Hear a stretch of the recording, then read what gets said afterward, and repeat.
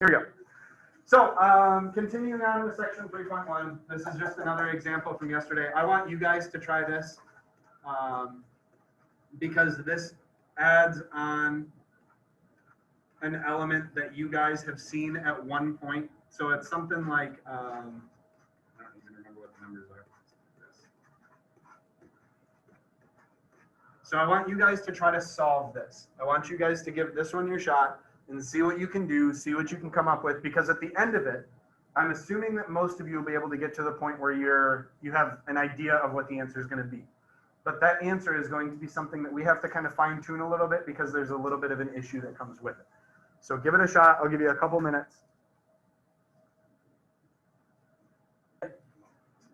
So first step is treat this stuff in parentheses as if it's an x by itself. Because yesterday we only went through the example that had x with a squared next to it. This thing won't have this one is treated as if it's the last step that we take care of.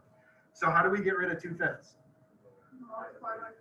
Multiply by 5 halves, or we could divide by 2/5. I don't like doing that because dividing by 2/5, you end up having to copy that plot anyway, and you just end up, you're doing the same thing, multiplying by the reciprocal. So this side will cancel. This side on the right side will turn into, x plus 3 squared. This will turn into 25 over 2. One thing that a lot of people try to do on this is they try to find common denominators. Please make sure you understand that common denominators are only used when you're adding or subtracting fractions. They are not used for anything other than that, okay? So now this is the part where we run into an issue because I think a lot of people were okay here, and then they would have gotten to the point where they had x plus 3 equals plus or minus the square root of 25 over 2. This is where we have to pay attention. We have to make sure that we understand things from Algebra 1. Now we're going to dig way, way deeper into this in a little while, but as of right now, you have to understand when it is and is not appropriate to have a radical. It is always okay to have a radical in the numerator of something. That's always fine. With that radical in the numerator, though, you have to make sure that it's broken down into its most basic radical form. Because again, remember, if you type in the square root of 25 over 2 in your calculator, and it spits out something that is not a perfect number, I will not be okay with it. If it was 1.75, great. If it's not a perfect decimal, then you can't put it down, okay? So we have to try to break this down and simplify it and leave the radical in that form so that it is the most basic radical form ever. So that way, when we have to use it in the future, our future self thanks our past self, right? We always have to think of making it the most simple for the future. So what we're going to do is we're going to simplify this. Remember that the square root of 25 over 12, or sorry, 25 over 2, is the same exact thing as the square root of 25 over the square root of 2, right? We are allowed to break down radicals so that we have a fraction or a radical in the top and a radical in the bottom. So we can break that down and make it look like that. Now it's really nice because the square root of 25 is a good number for us, but the square root of 2 is not a good number, so that has to stay like that. Now remember that fractions really mean, for lack of better terms, how many pieces of a pie can you cut, right? Like that's what fractions really are, right? Like 1/4 is saying that a pie is cut into 4 pieces and you're taking one of those 4 pieces. If you think about the square root of 2, the square root of 2 is an irrational number, which means that it never stops. Would it be possible for me to cut a pie into an amount of pieces that never ever stops going? Not really. So if I can't do that, that means that I can't have that number in the bottom of a fraction. Does anyone in here remember how to get rid of the square root of 2 in the bottom? Go ahead, Tom. You multiply by the square root of 2 over the square root of 2. And multiply it by what's called its conjugate. So I'm going to multiply by the square root of 2 over the square root of 2. Now, this is just a general question. What is the square root of 2 divided by the square root of 2? 1. It's just 1, right? I'm not changing the value of this fraction at all because I'm just multiplying it by 1. 1 just looks weird, right? So now I'm going to multiply straight across the top. When I multiply straight across the top, I get 5 times the square root of 2. This is not the square root of 10. 5 times the square root of 2 is not the square root of 10. Okay? Then we have the square root of 2 times the square root of 2. What is the square root of 2 times the square root of 2? Just 2. The square root of 2 times the square root of 2 is the square root of 4, and the square root of 4 is just 2. So this thing simplifies down to this. Now we're still not done with the question, but that's just what it simplifies down to. Okay? That again is an Algebra 1 concept. That is something that hopefully you guys have seen. Hopefully you guys have at least dusted the cobwebs off a little bit because it looks familiar. but it's just going to take a little bit more practice to get there. All right. So now what we're going to do is just rewrite this. X plus 3 equals plus or minus 5 times the square root of 2 over 2. I'm rewriting this thing up here so that way it has the simplified radical. And now we just solve for x. So when we solve for x, we subtract 3 from both sides. And now there are two ways that people are going to write this. They're either going to write x equals plus or minus 5 square roots of 2 over 2 minus 3, or they will write it as x equals negative 3 plus or minus 5 square roots of 2 over 2. Both of those answers are technically right. You would get credit if you provided either of those answers, but this answer is the best answer, and it is the answer that is going to show up in the book. It's the answer that you'll see from me. It's the answer that you'll see on the SAT. It is the answer that is widely accepted as the most popular answer. Okay? If you don't like that answer, that's fine. I don't care if you give me the answer on the left because technically you're right, but you have to produce one of those two answers in order to get credit. Whoop. Oh. Hey.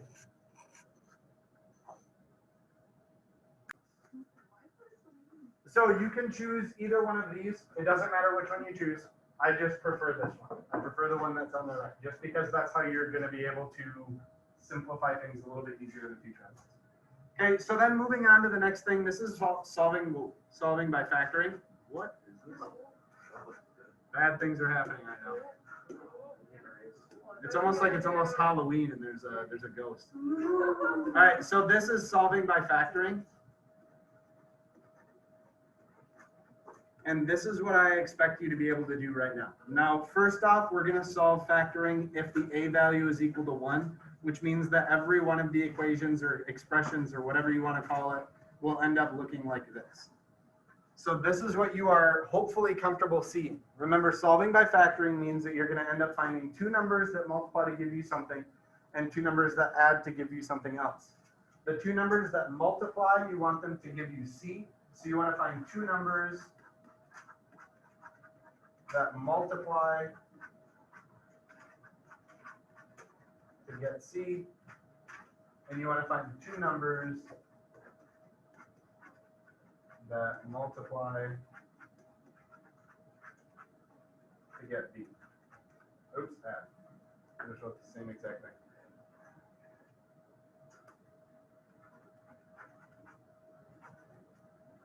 So two numbers that multiply to get C and two numbers that add to get B. Right? That's what we're looking for. Your ability to do that relies pretty heavily on your ability to recognize factors. So if you can recognize factor pairs really easily, that's great. If I can tell you the number 12, and in your head you can start going 1 and 12, 2 and 6, 3 and 4, if you can start doing that stuff, that's a good thing. If you struggle with factor pairs, that's something we're going to have to really work on. But you always have the ability on the side of your piece of paper to write down all the factor pairs that you can think of. Right? So if I tell you to think about 20, you could do 1 and 20, 2 and 10, 4 and 5. You could write those down and literally see what your numbers should add or subtract to based on what is here. So I could make 21 or I could make 19. I could make 12 or I could make 8. I could make 9 or I could make 1. Those are numbers that you should be able to see in your head. Remember, all of these are going to break down to look like this form where it's going to be x plus some number times x plus, I guess it could be plus or minus, some number, and that's going to equal 0. Then your job is to solve from there, where you just set each individual thing equal to 0 and you move on. Okay? Questions about what you see right now? All right, so let me give you one of these so that you can try it. Make sure that you can still do it. So x squared minus 6x plus, actually minus 27.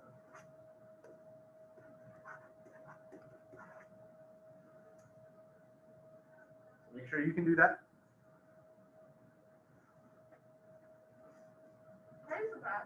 Your first step really has to be to make sure that it says equals 0. If it's not in the right form, you won't be able to solve it. One of the things that I see a lot of at the very beginning of this year, and as we start to take quizzes and tests, a lot of people will try to move everything but the x squared over to the right, and they'll try to solve using roots like we just did in the last example.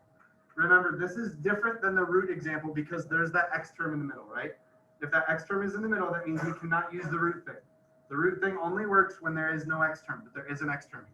So right now I have to find two numbers that multiply to give me 27 and add to give me 6, right? Or negative 27 and negative 6. So what I like to do is think about the factor pairs. Now, obviously I do this in my head, right? As I start to get stronger at factoring and stronger at mental math, I try to do those things in my head. So I'm running through the factor pairs, and I know there's 1 in 27 and 3 in 9.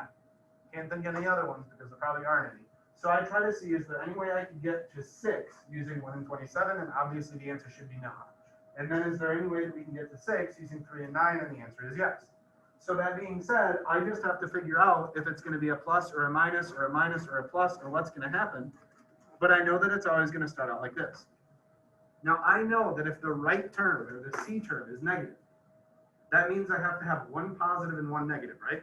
Because a positive and a negative will create a negative, so I know that one of these has to be negative. Now the other way you can think about this is, after I figured out that one has to be positive and one has to be negative, I just look at this sign. If this sign right here attached to the 6 is negative, that means the bigger number is going to be negative. So the bigger number is negative, which means 9. The smaller number is negative, or positive, which means 3. So that means I have this thing factored into x plus 3 and x minus 9. Again, I'm hoping that this is something that you guys are okay with. I'm hoping this is not something that's brand new. So then I'm just going to set each of these equal to 0. So then I get x equals negative 3, and I get x equals positive 9. Those are the two solutions. Now this is what I was talking about a little bit the other day. You could solve this by graphing if you wanted to as well. You could type this in your calculator and see where it crosses the x-axis. But this is where I was saying that it's so much faster to use factoring because most of you probably factored this in less than 30 seconds. That would be my guess. Because as I wrote this on the board and then I walked over and came back, most of you are already done, right? This takes less time than it does to type it into your calculator and find out what the answers are. All of this is about efficiency. So just make sure that you're very efficient with this, all right? The last thing that we're going to talk about today is the Brooklyn method. And remember, the Brooklyn method is when a is not equal to 1.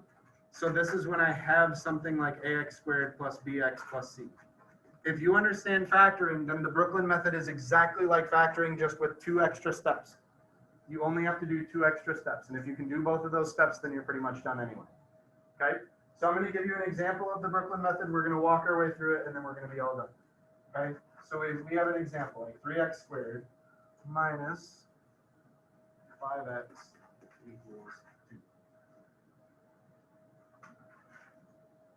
So if you look at the standard form that is right below the Brooklyn method title, it has to say equals 0 for you to be able to do this, right? Has to have. If it does not say equals 0, then you have to do something different in order to get it in that form, and then you can continue on with the process. So obviously we can subtract 2 from both sides, right? But make sure, at least me, I guess you do whatever makes sense for you. Me personally, I always make sure that my x squared term is positive. It just makes sense to me. It's easier. It's what I'm used to. It's what I prefer. So just make sure that your x squared term, or me, is positive, because I think that makes it easier for everything, okay? So I'm going to leave the x squared term where it is. If this was negative, if there was a negative 3, I'd probably move it over to the other side. Even though all the things are already on the left side, I'd probably move it over just so that it wasn't negative anymore. Okay, so this will turn into 3x squared minus 5x minus 2 equals 0. And now here starts the Brooklyn method. All right, so the first step of the Brooklyn method is to multiply a times c. So multiply your a times your c and then make the a value disappear. So I'm going to take my a value times my c value right here, and I'm basically going to make it disappear. So it's going to become x squared minus 5x minus 6 equals 0.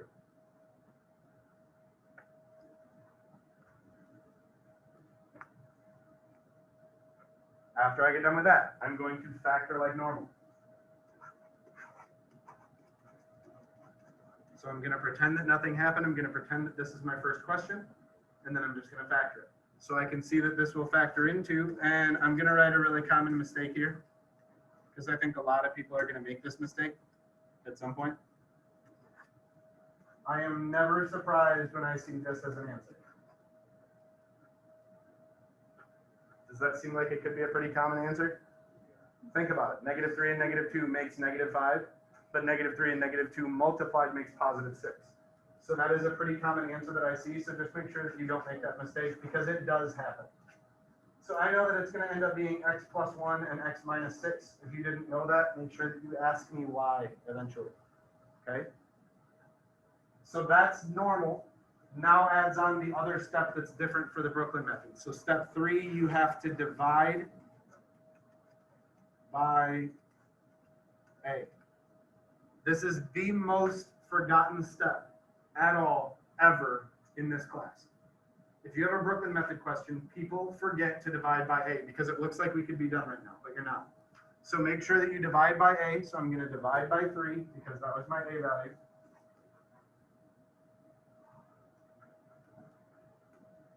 Step 4 is to simplify.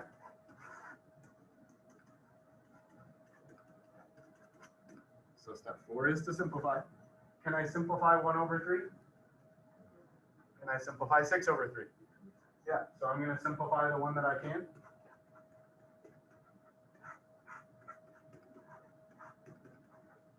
Okay, now here's going to be a little disclaimer.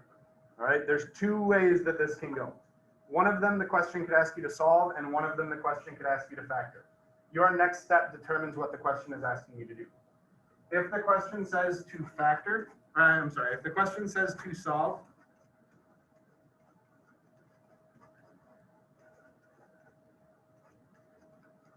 do it now.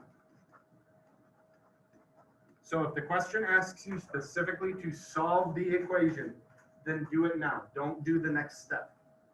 Because right now, all you have to do is say x plus 1/3 equals 0 and x minus 2 equals 0. So you get x equals -1/3 and you get x equals 2. So if you're asked to solve, just do it at this step right now. If you're not asked to solve and you're asked to factor, that's when you make this other step. Okay? So if not asked to solve, if you are asked to factor,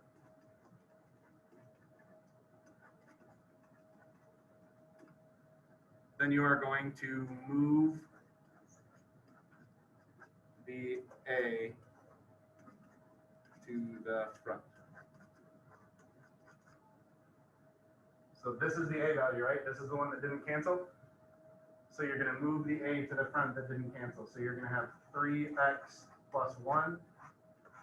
And then the other one didn't have an A value, so we're not going to move that. And we stop here. So depending on what you're asked to do, that determines which step you're going to use. If you're asked to solve, do it at the step up there. If you're asked to factor, then make sure you make that extra 1 step. Because there is a big difference between solving and factoring. One of them says x equals, one of them does not.